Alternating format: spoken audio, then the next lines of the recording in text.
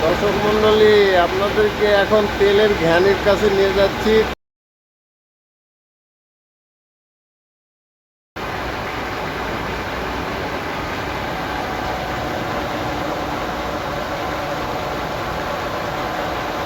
এটা একটি সরষার তেলের কারখানা। দেখেন কীভাবে সরিষা ভাঙা হচ্ছে।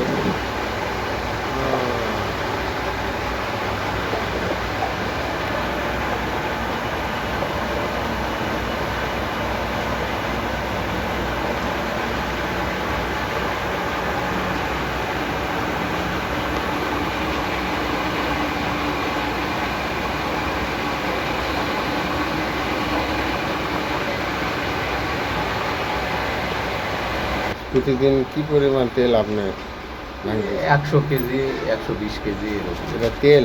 জি। তাহলে তাতে সরিষা কতটি ভাঙা লাগে? 7 মণ,